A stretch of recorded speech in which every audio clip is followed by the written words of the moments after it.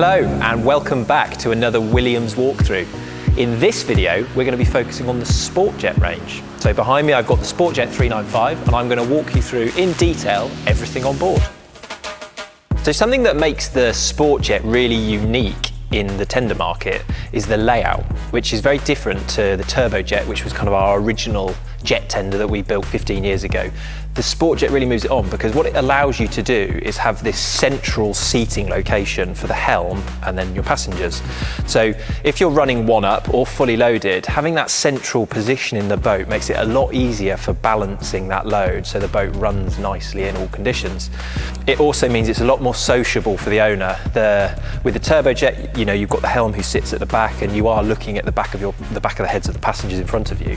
But on the SportJet, you know, if it's a owner-driver, husband or wife driving, sat next to their partner, and then kids forward or behind, it really gives you lots of options for balancing that load across the boat. A really nice standard feature on board this SportJet is also the ability to configure the seating layout in the centre here. So you have a rotating backrest, which in the upright position here separates the forward and the aft seating cleanly. But then if you rotate it forward, which is on the two pull tabs, it gives your rear-facing passengers lots more space and the helm can perch up on the bolster here. Or it does also act as a bit of a sunbathing pad. So if you're anchored up in a bay, it gives you a bit more space for lying down when you've come out the water. What you'll notice immediately at the back of the SportJet 395 is that we've got two rear-facing seats. So we don't have this on any of our other tenders. Their layouts are a little bit more conventional. The reason we do it on this boat is it allows us to fit more people on board for the given length. So it's the same layout on the 345, 395, all the way through to the SportJet 520, you get this rear seat. That, in conjunction with this flip-up footrest. So with that flip-up footrest, it does two jobs.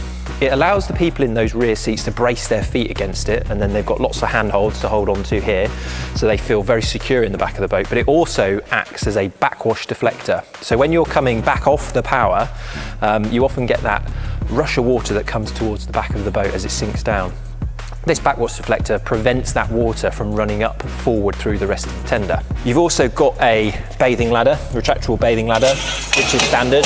So that pops out and that makes it very easy to get back onto the boat. The bathing ladder also works nicely with what's quite a sizable platform for a small tender. So there's lots of space to get on and off, in and out the water, all those bits and bobs. Another feature at the back of the SportJet here is you've got a removable ski pole. So if you want to do lots of water sports, water skiing, wakeboarding, towing ringos, you've got a dedicated towing point, and then this ski pole does remove. So if you need to put the tender away into the garage, for instance, pop this out and this gets stored in one of the forward lockers on board. So another one of the sockets at the back here, this is for your rear navigation lights. So if you're moving around in the dark, these navigation lights are actually stored under the engine hatch on the SportJet. So they fold away and you'll see this is a nice fold unit. So it gives you lots of height for your all-round white light. And on the dash, you've then got the switch to turn it on to get your all-round white light at the rear of the boat. So what you can see down at the bottom here, this is the bucket, and this allows you to achieve your forward, neutral and reverse. So on a jet tender, we don't have a gearbox on board. The way they work is just like a jet ski, so it's sucking water in through an intake grate, and then it's firing it out the back through the nozzle, and that's creating your forward propulsion. So the bucket, that is what then gives you neutral and reverse. So in neutral, the bucket drops halfway across the flow of water and it's redirecting that water partially out the back, partially towards the bow to give you that stop position in the water. And then in reverse, the bucket drops fully over the flow of water and it's redirecting all of that water back towards the bow to give you your reverse propulsion. I'm sat at the helm of the SportJet, which you will see has got a really nice BRP dash layout here, which gives you all your key information right in your sight line. So you've got speed on the left, you've got RPM on the right, and in the center you've got a functional display which can be tuned to show what you want. So you can have fuel burn, engine temperature, RPM again, all those bits of information which is adjusted on the toggle switches here. And then helm, you've got multiple different positions for the steering wheel location here, and we do have the option on board these boats for a quick release steering wheel, so the whole assembly comes off on two paddles here. That means if you've got a very tight garage fitment and you need that space that the wheel takes up, you can remove it completely. Another thing you'll note at the Helm is you've got lots of handholds. So you've got these stainless steel handrails that run on both sides of the tube.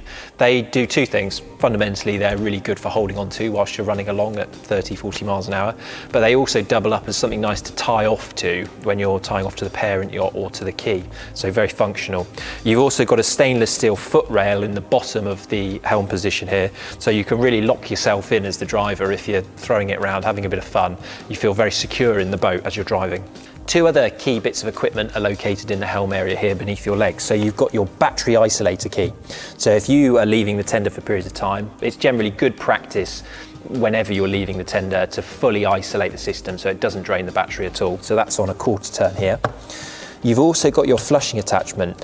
So on all of our jet tenders, we use raw seawater for cooling in certain parts of the engine and the exhaust system. So when you're finished using the tender and you're putting away at the end of the day or at the end of a week's holiday, it's very important to flush that whole system with fresh water so it removes any of the corroding seawater that's been used to cool the engine.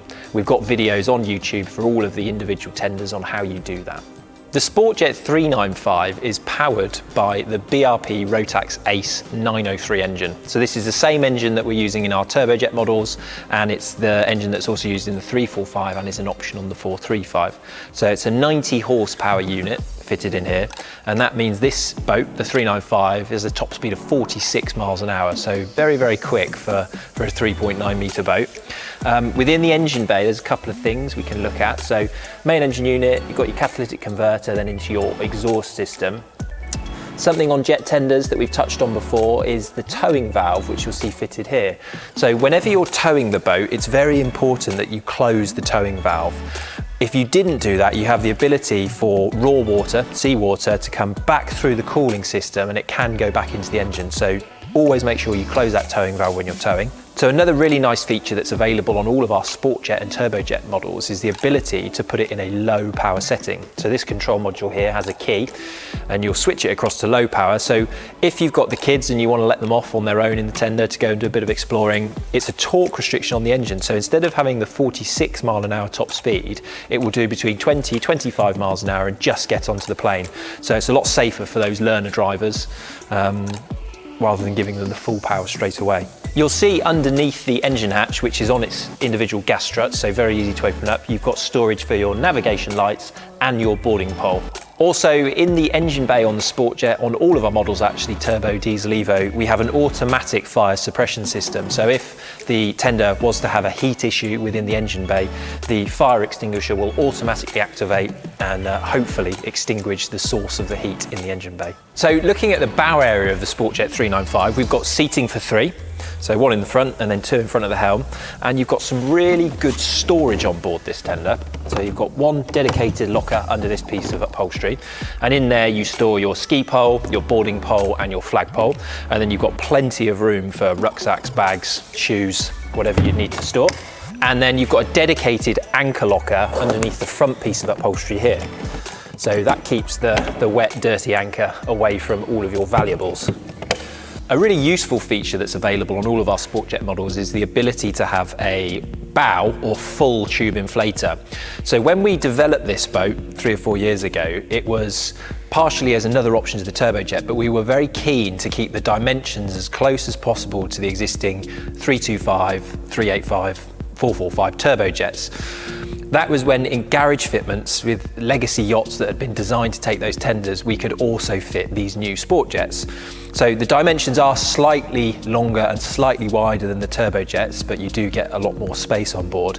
But to overcome that issue when it comes to fitting into garages, you can fit an automatic tube inflator. So there's a compressor that sits in the engine bay, and it runs off the battery, and when you've got a fully deflated tube and you've stored it in your garage, you launch your tender, you press a button on the dashboard, one of the Carling switches, and the compressor will inflate the full tube or just the bow section of the tube if required within 1 to 3 minutes. A really important design consideration on any tender is how you get on and off when at sea.